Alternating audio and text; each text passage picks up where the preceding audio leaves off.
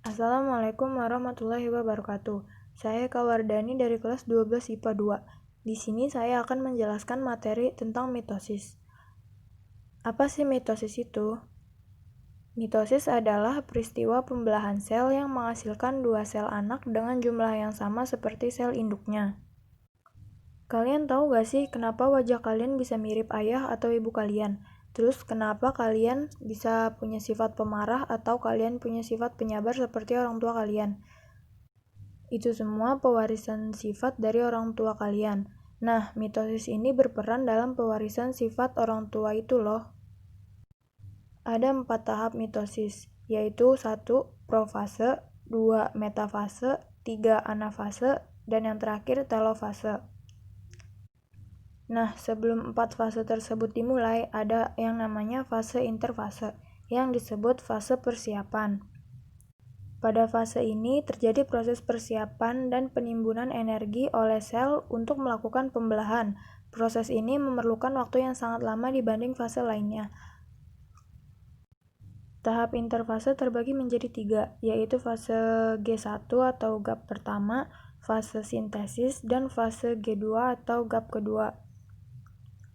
Fase G1 disebut juga dengan fase pertumbuhan dan perkembangan sel. Pada fase sintesis terjadi replikasi atau duplikasi DNA. Dan fase yang terakhir yaitu fase G2, replikasi DNA telah selesai. Selanjutnya tahap awal pembelahan sel yaitu tahap profase. Pada awal proses, sentrosom mengalami replikasi, sehingga menghasilkan 2 sentrosom. Kemudian, setiap sentrosom akan bergerak ke kutub-kutub inti sel yang letaknya berlawanan. Lalu, mikrotubulus mulai terlihat di antara 2 sentrosom. Di akhir tahap profase, nukleus dan membran inti sel mulai menghilang. Pada tahap metafase, nukleus dan membran inti sel sudah tidak terlihat lagi.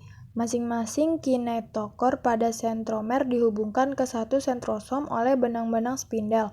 Kemudian, pasangan kromatid bergerak ke bagian tengah inti sel. Tahap anafase ditandai dengan pemisahan kromatid dari bagian sentromer yang kemudian membentuk kromosom baru.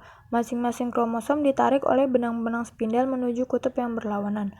Pada tahap akhir anafase, kromosom hampir sampai ke kutubnya masing-masing dan mulai terjadi sitokinesis. Selanjutnya ke tahap akhir yaitu tahap telofase. Pada tahap ini, kromosom telah sampai di kutubnya masing-masing. Benang-benang spindel mulai menghilang dan membran inti sel juga mulai terbentuk. Kromosom semakin lama akan menipis dan berubah menjadi benang-benang kromatin kembali. Kemudian sitokinesis telah selesai. Sel telah membelah dan menghasilkan 2 sel anak dengan kromosom diploid. Nah, segitu dulu penjelasan tentang mitosis. Terima kasih.